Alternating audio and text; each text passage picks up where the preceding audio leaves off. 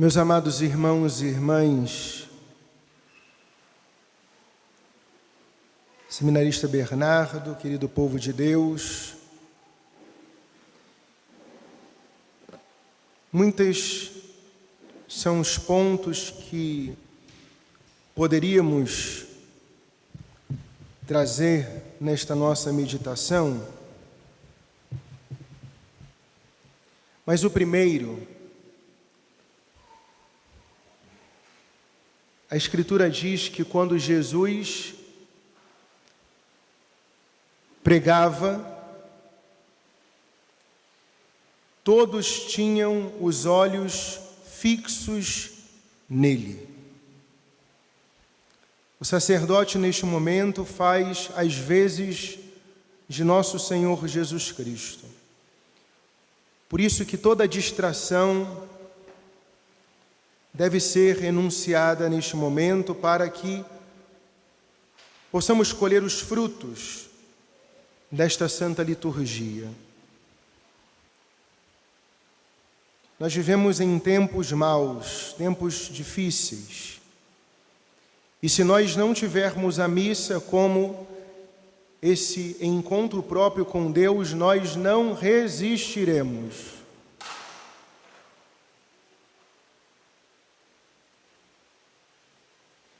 Se a missa não for para nós o encontro com Deus, nós não resistiremos. Por isso, muita atenção naquilo que vamos meditar, para que colhamos os frutos espirituais da Santa Missa. Nosso Senhor, Ele pede de nós um ato de fé.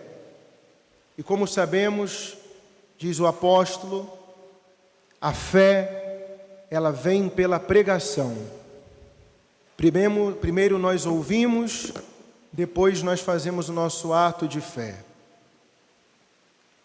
Então hoje, nosso Senhor novamente se apresenta como a vida. Eu vim para que tenham vida. Jesus, Ele é a vida da nossa vida. E nós precisamos assumir a vida do ressuscitado em nós. Pelo batismo, nós ressuscitamos com Cristo. E São Paulo vai dizer que se nós ressuscitamos com Cristo, devemos buscar as coisas do alto. Todos nós conhecemos a tragédia humana que foi a queda do pecado. Deus que havia nos criado para a comunhão com Ele, a amizade com Ele, para vivermos a vida dEle, a felicidade que é Ele próprio. E nós conhecemos o drama da liberdade humana quando não bem orientada pela verdade. A liberdade, quando não é orientada pela verdade, o coração se extravia.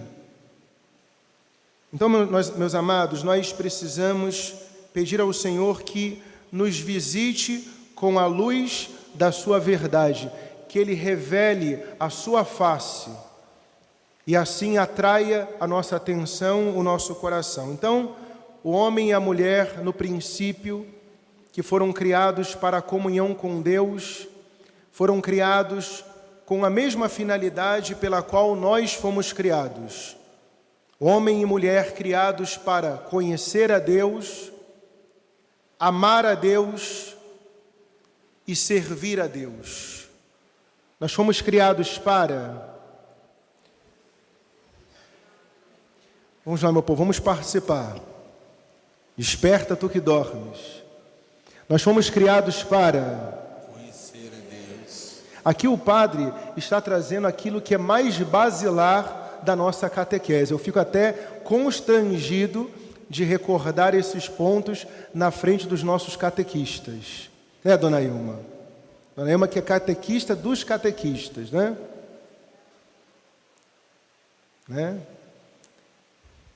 A nossa finalidade, conhecer a Deus, amar a Deus e servir a Deus. Os nossos primeiros pais, que tiveram a graça, Deus que passeava pelo jardim, ali o autor sagrado mostrando a intimidade que havia entre Deus e os homens e as mulheres, o homem e a mulher, melhor. O homem e a mulher não foram capazes de amar de volta. E aqui, meus amados, está o grande drama. Quando nós conhecemos a Deus e nós não amamos de volta. Lembremos que a raiz etimológica da palavra pecado do grego é hamartia, errar o alvo. O alvo é o coração de Deus, amar de volta. E quando presos no nosso egoísmo, na nossa vontade forte, nas nossas paixões desordenadas, nós trocamos o amor de Deus pelo amor das criaturas, nós caímos no abismo do nosso nada. Quando nós recusamos amar a Deus de volta, nós tropeçamos e caímos no abismo do nosso nada. E nada é nada. Nós não temos em si a razão de existir. Deus é a razão da nossa vida. E quando nós não amamos a Deus, muito menos iremos servi-lo. Foi o pecado das origens. Não servirei. E assim, de forma dramática, começa a nossa história. Depois de Deus ter sonhado com a nossa humanidade, pensado na nossa humanidade, criado a nossa humanidade. Vejamos, meus amados, vamos fazer um esforço intelectual. Claro que Deus é mistério, mas nos coloquemos no lugar de Deus, né? Aquele que é pai e mãe, você não cria, né? Você, de alguma forma, é chamado de co-criador, mas quem cria é Deus. Você faz tudo pelo seu filho, tudo mesmo, tudo que está ao seu alcance. E o que você recebe em troca? Ingratidões, desprezo, indiferenças. Assim também o nosso Deus, que é Pai, recebe de muitos corações ingratidões, indiferenças, pouco caso. O padre dizia semana passada que nós devemos amar Deus na missa, se nós participamos da Santa Missa de forma relapsa, de forma distraída, se nós nos distraímos e nós distraímos os outros, nós não estamos amando a Deus na missa. Se nós não fazemos o esforço de vivermos o mistério da missa, nós pecamos. Porque não existe prova maior de amor do que aquele que dá a sua vida. E Jesus, ele se entregou por nós na cruz. E o mistério do Calvário se atualiza a cada Santa Missa. A missa não é um teatro. Não é um teatro. A missa é uma realidade, meus amados. Só que nós vivemos em tempos de dispersão. Nós adoramos mais os nossos smartphones do que a Santa Missa. Já reparou no cuidado que nós damos para esse pequeno instrumento que deveria nos aproximar de Deus e dos irmãos? Nós damos mais atenção a um aparelho de celular, porque toda vez que o telefone toca, nós atendemos, a não ser que seja uma pessoa que você não queira atender, tipo esse pessoal que fica ligando de empresas telefônicas, mas você sempre atende o celular. Chegou uma mensagem, você sempre procura saber quem mandou a mensagem, ainda que você não responda. Mas quando Deus quer falar com o nosso coração, nós nos distraímos. Para quê? Toda missa é a mesma coisa, todo domingo é a mesma coisa. E não, meus amados, não é a mesma coisa. Cada domingo Deus, Ele traz para nós um aspecto do seu ser que se revela e também Ele nos revela mais uma vez quem somos. Um aspecto da nossa vida que nós já temos progredido ou que nós precisamos melhorar para viver uma vida que lhe agrade. E por isso, ao longo da história da nossa salvação, Deus ele foi enviando profetas para recordar o povo a finalidade da sua vida. Deus, pouco a pouco, foi enviando profetas que falavam em nome de Deus. O esforço de um profeta, reconduzir o povo para Deus.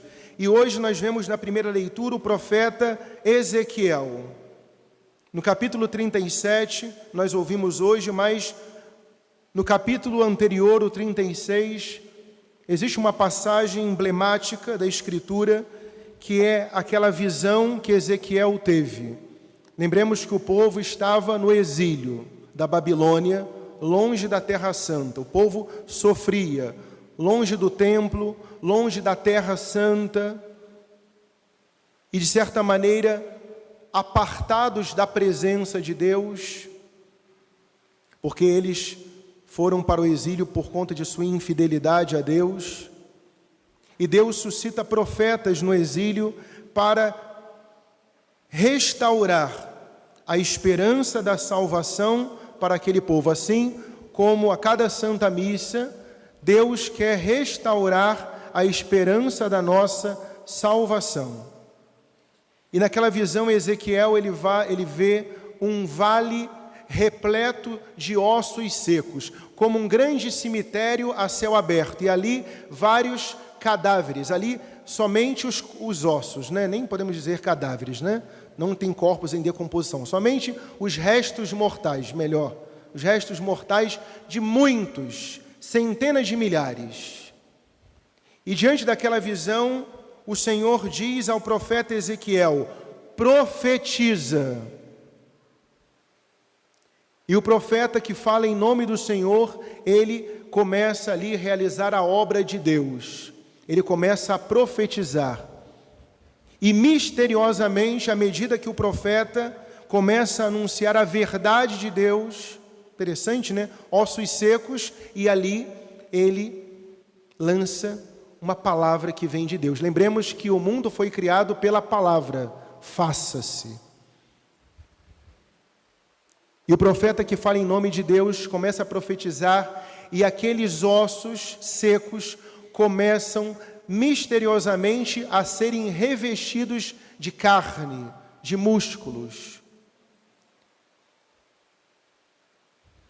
E à medida que ele vai profetizando, ele vê diante dos seus olhos como que agora cadáveres, corpos humanos, mas sem vida. E novamente Deus pede ao profeta, continua, profetiza. E ele continua profetizando e ele invoca o Espírito do Senhor, dos quatro cantos da terra, como que abraçando toda a humanidade. E de repente aquele Espírito entra, aquele sopro de vida, como na criação. Deus criou o homem do pó da terra e insuflou nas suas narinas o hálito de vida. E ali aqueles corpos se põem de pé, estão vivos. E o profeta vê diante de si um grande exército. Lembremos que nós estamos num combate espiritual na Quaresma. E aquele profeta vê diante de si um grande exército. E depois Deus revela quem são aqueles ossos secos. São o povo de Israel. O povo de Israel que já havia abandonado a sua fé. O povo de Israel que vivia distante do Senhor. E agora, a partir do anúncio da palavra, aqueles homens e mulheres recobram a vida. E esse é o espírito da liturgia de hoje. Na primeira leitura, no capítulo 37, Assim fala o Senhor Deus: ó meu povo, vou abrir as vossas sepulturas e conduzir-vos para a terra de Israel. E quando eu abrir as vossas sepulturas e vos fizer sair delas, sabereis que eu sou o Senhor. Porei em vós o meu espírito, para que vivais, e vos colocarei em vossa terra. E então sabereis que eu, o Senhor, digo e faço. A liturgia de hoje fala desta ressurreição espiritual que Deus quer realizar em cada um de nós. E somente por obra e graça do Espírito Santo de Deus nós podemos experimentar na nossa vida a graça dessa ressurreição espiritual. E para isso nós precisamos fazer morrer em nós o homem velho. Nós precisamos fazer morrer em nós o homem velho, a mulher velha. E aqui, meus amados, nós não estamos falando de teorias. Nós estamos falando da nossa vida. Existem muitas áreas na nossa vida que precisam ser visitadas pela luz da verdade de Deus. No Evangelho de hoje nós vemos Jesus ressuscitando Lázaro.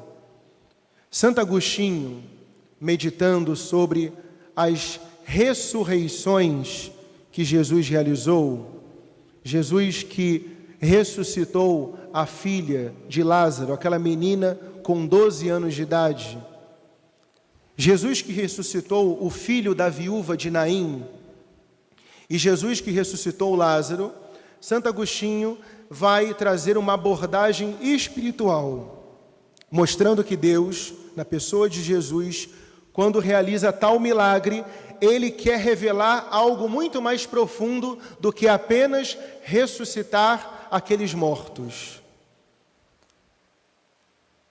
Jesus, quando realiza a sua obra, Ele já pensava em mim e em você.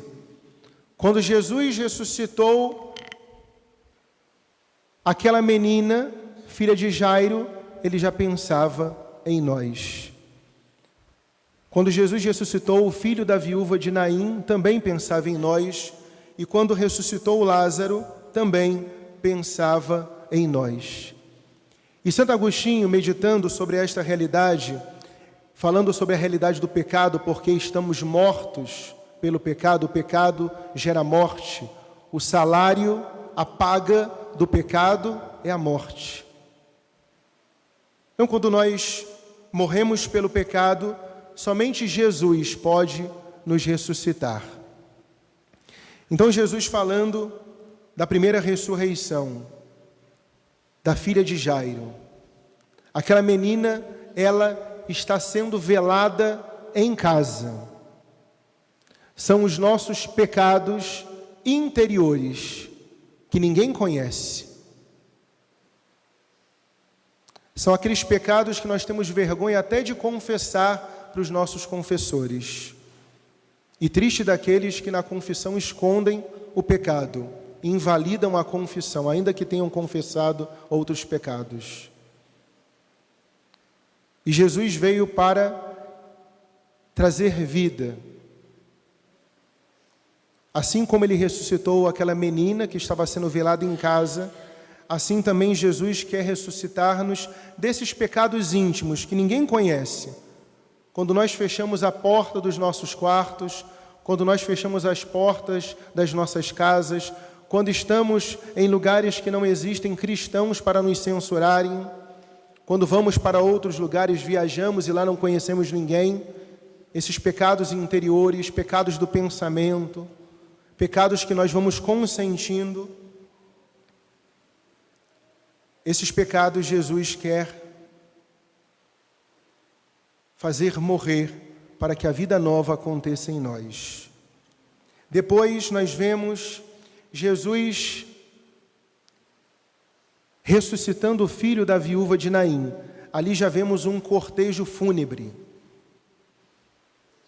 Santo Agostinho diz que são os pecados que se tornam públicos. Antes, os pecados que ninguém conhece.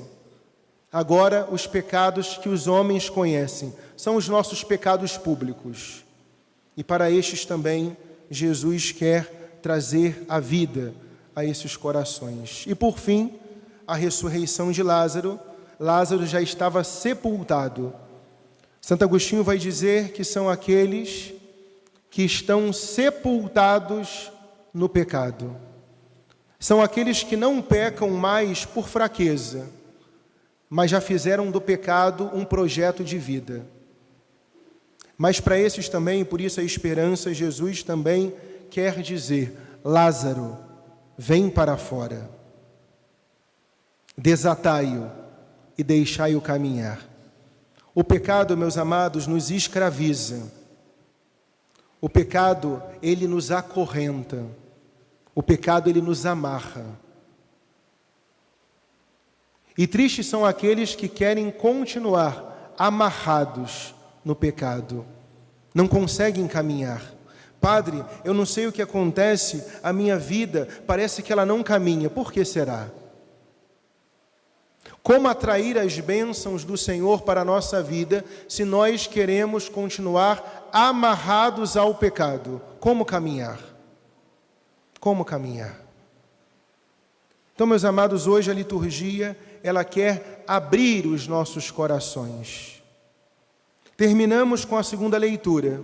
Fomos criados para a amizade com Deus. E São Paulo diz aos Romanos: os que vivem segundo a carne não podem agradar a Deus. Meu irmão, minha irmã, se eu e você vivermos segundo a carne, vivermos uma vida no pecado, e o pecado é aquilo que ofende a Deus, nós não conseguimos agradar a Deus. E nós fomos criados para agradá-lo. Um bom filho agrada o seu pai. Nós não podemos viver e sair do pecado com medo da condenação eterna, com medo do inferno. Nós devemos romper com o pecado por amor a Deus. E a primeira atitude daquele que ama a Deus é parar de ofendê-lo. Se eu peco, e o que é o pecado, meus amados? É aquilo que vai contra os 10 mandamentos. Para que uma pessoa ela peque mortalmente, é necessário a matéria, os 10 mandamentos, pecar contra os 10 mandamentos, amar a Deus sobre todas as coisas, não tomar seu santo nome em vão, guardar domingos e festas. Se eu falto uma missa de domingo, eu estou em pecado mortal. Honrar pai e mãe. Se eu trato mal o meu pai, a minha mãe, ou os legítimos superiores, o padre, o bispo, o papa, uma pessoa que é responsável, um reitor de seminário, eu estou pecando gravemente. Não matar. Não é só tirar a vida biológica de alguém, mas matar no coração. Se eu tenho ódio de alguém, se eu tenho desejo de vingança, eu já estou em pecado mortal. Não pecar contra a castidade. Cada um é convidado a viver a castidade no seu estado próprio de vida, vivendo uma sexualidade integrada, santa, casta. A vida conjugal foi feita com uma finalidade para o sagrado matrimônio, fora dele sempre será pecado. Se a pessoa peca acompanhada ou sozinha, por pensamentos, por palavras, por ações, está em pecado mortal. E aqui um parênteses: contra o 6º mandamento não existe pecado leve. Se eu tenho um pensamento consentido contra o 6º mandamento, já estou em pecado grave. Não roubar. Quantas vezes que nós roubamos a alegria do outro, a paz do outro, perturbamos a vida dos outros, né? Você vê esse povo aí que você mora numa comunidade, é funk, desde o amanhecer até o entardecer, está tirando a paz do outro, está roubando a paz de espírito do outro.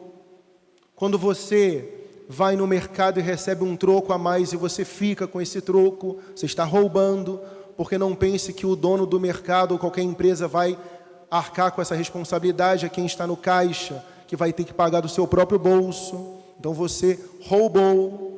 Quando você coloca na sua casa a gatonete, quando você passa a água por um caminho fora do hidrômetro, quando você puxa um fio que não passe pelo relógio, etc., você está roubando. Quando você cola na prova. Não levantar falso testemunho. Aqui, meus amados, parece óbvio o padre voltar aos 10 mandamentos, mas tem pessoas que sequer conhecem os 10 mandamentos, e se não conhecem, como vão viver? Não levantar falso testemunho. Quantas vezes que nós falamos da vida alheia, julgamos, condenamos, criticamos, e nos sentimos livres para fazer isso? Julgamos interiormente, depois externalizamos, o pecado primeiro lá dentro, que ninguém sabe, está julgando. Você olha a pessoa e já emite um juízo, já rotula ela. Mas quando você chama o irmãozinho para falar sobre a vida, falar da vida do seminarista, falar da vida do padre, do bispo, do papa, falar do seu esposo, fico pensando, mulheres que vão para o salão para falar mal do seu esposo. Pensando, só matando, A primeira que deveria proteger e guardar a intimidade da sua casa, ela fica espalhando para todas as amigas o que faz e deixa fazer com o esposo. O que ele faz ou deixa de fazer. Ou o esposo com os seus amigos fala o que acontece na sua vida íntima com a sua esposa, ou o que ela faz, as suas qualidades, os seus defeitos. Uma anta, Depois perde e reclama. Uma coisa que não se tem hoje mais é intimidade. Tudo se posta nas redes sociais,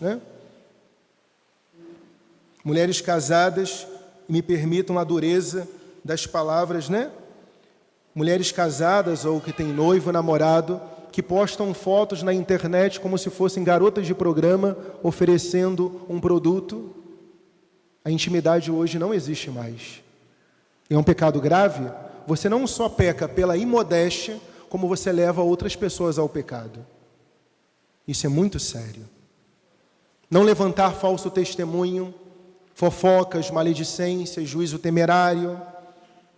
Não desejar a mulher do próximo, porque a dona lá se veste mal, mas não é direito seu de ficar vasculhando as redes sociais dela. Você deve bloquear, cancelar, sair, Não cobiçar as coisas alheias, um pecado que pouca gente se confessa, o pecado da inveja. A inveja é uma doença espiritual que gera tristeza. Você não é satisfeito com o que tem, está sempre de olho no que o outro tem. Você não trabalha, não luta, mas quer o que o outro tem. Então, meus amados, se tem a matéria, se tem a vontade deliberada, se tem a matéria, se tem a advertência todos nós temos. Ouvimos a pregação do padre, o padre acabou de elencar os 10 mandamentos. Somos advertidos que essas realidades são pecado. Ah, padre, mas eu não acho que é pecado. Por que é pecado? Porque Deus disse que é pecado. Pronto, acabou. Acabou. Ah, mas eu sou católico, mas você já deixou de ser católico. Já deixou. Não existe mas na fé católica. Eu sou católico, mas isso eu não quero viver. Isso que a igreja ensina, para mim, não rola. Deixou de ser católico, você saiu da comunhão. Saiu. Não foi Deus que te expulsou, você saiu. Ah, padre, eu posso colocar o meu dedo na tomada e não vou tomar choque, porque eu acho que eu não vou tomar choque. Você vai tomar choque. O pecado é a mesma coisa. Ah, padre, mas é tão bom, Deus não vai também me condenar só por causa desse prazer, essa satisfação, padre? Não é Deus, é você que está se condenando. Você já conhece os 10 mandamentos. E os mandamentos não são um peso. O salmista elogia, é suave, é doce. Os mandamentos de Deus são para nos proteger de nós mesmos. O primeiro que pode te lançar no inferno é você mesmo.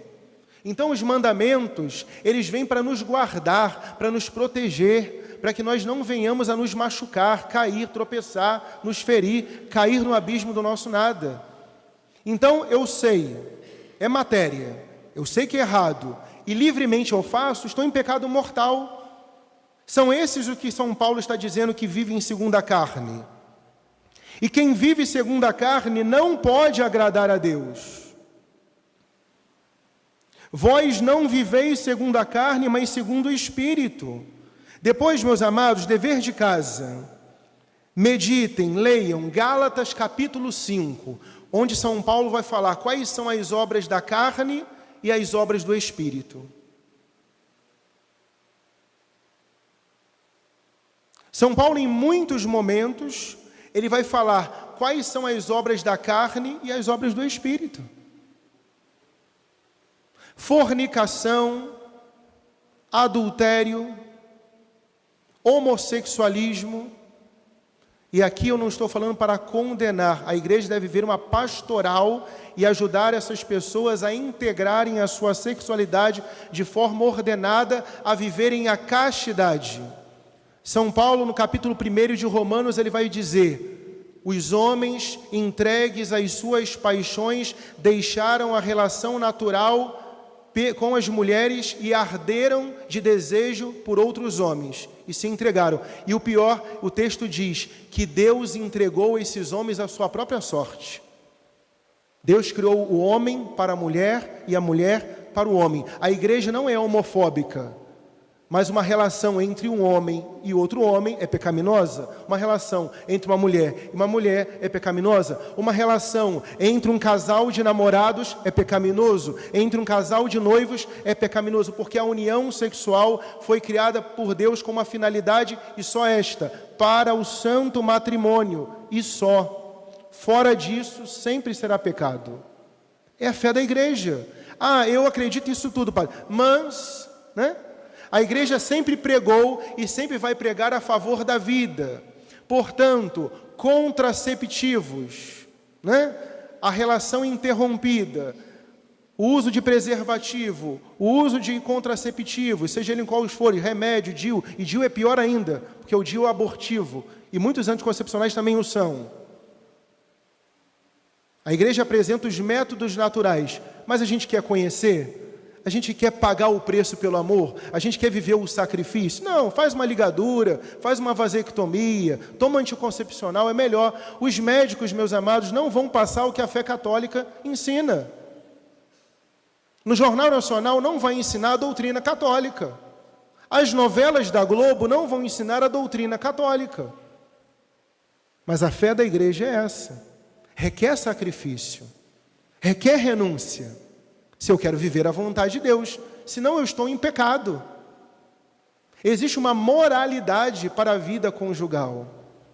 O padre nem havia preparado tudo isso que fala aos senhores e senhoras, mas tenho diante daqui muitos homens e mulheres, namorados, noivos, esposos, esposas, casais, famílias. O mundo está do jeito que está porque nós estamos perdendo o nosso protagonismo na formação dos nossos filhos. Pais e mães estão, ao invés de apresentar para os seus filhos e filhas o caminho, que é o caminho de Jesus, renúncia a si mesmo, tome a cruz e siga, estão apresentando para os seus filhos atalhos. Filho, filha, já que você não frequenta a igreja, vai por esse atalho, é melhor. Vamos lá. Não. Deus te chama a ser profeta.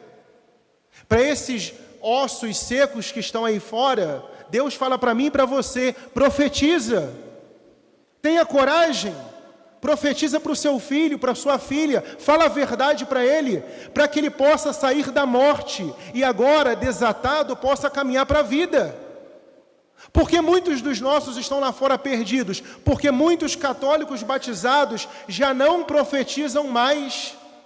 Nós estamos sendo vencidos pelo respeito humano. Catequistas já têm vergonha, dona Ilma, de falar a verdade. Quantos catequistas que já passaram e não pregam a verdade? Por que não pregam a verdade? Porque não vivem a verdade. Não pregam porque não vivem. Nós estamos vivendo tempos difíceis, meus amados. E se nós que estamos participando desta Santa Missa não assumirmos o nosso compromisso de batizados, o mundo é de mal a pior. A esperança de um mundo novo está nas nossas mãos. Novos céus e uma nova terra pertence aos cristãos. E só. Não espere do mundo algo diferente, algo de novo. É daqui para pior. As modas só vão piorar. A cultura só vai piorar. A perseguição à fé cristã só vai piorar. Os sistemas políticos de governo só vão piorar. Enquanto nós não instaurarmos o reinado de Cristo nos corações, as coisas só vão piorar. Se alguém não tem o Espírito de Cristo, não pertence a Cristo. E aqui está o marco divisor. Se nós somos de Cristo ou nós somos contra Ele. Quem não está comigo, está contra mim. Olha como é sério, meus amados. Quem não está comigo, diz Jesus, automaticamente está contra mim. Quem não está comigo, está contra mim. De que lado nós queremos estar? Do lado daqueles que estão imbuídos, possuídos pelo Espírito de Deus e profetizam a vida, ou nós queremos nos submeter ao império da morte e por onde nós passarmos, nós vamos espalhando trevas, morte e sofrimento. Eis que eu ponho diante de vós a vida e a morte, a bênção e a maldição. Escolhe, pois, a vida. Jesus no Evangelho diz: eu sou a ressurreição e a vida. Quem crê em mim, vive por mim, pertence a mim, não morrerá. Nós não estamos neste mundo, meus amados, e assim concluo, nós não estamos neste mundo para perder a nossa alma. Nós estamos aqui neste mundo para ganhar o céu. Nós não estamos neste mundo para nos perder. Nós fomos salvos por Cristo, mas nós precisamos aplicar a sua salvação na nossa vida, assumindo um cristianismo não pela metade, não viver uma fé pela metade, mas uma vida de batizados, uma vida de pertença, iluminados para iluminar. Que nós assumamos hoje novamente o nosso compromisso com o Senhor. Não seja meu irmão, não seja Padre Fernando, não seja seminarista Bernardo, não seja causa de queda para os seus irmãos, mas instrumento de Deus para elevação. Quando um homem e uma mulher se eleva, ele eleva consigo o mundo. Quando um cristão se eleva, ele eleva consigo o mundo. Sursum corda, corações que se elevam. O nosso coração está em Deus. Em nome do Pai, e do Filho, e do Espírito Santo.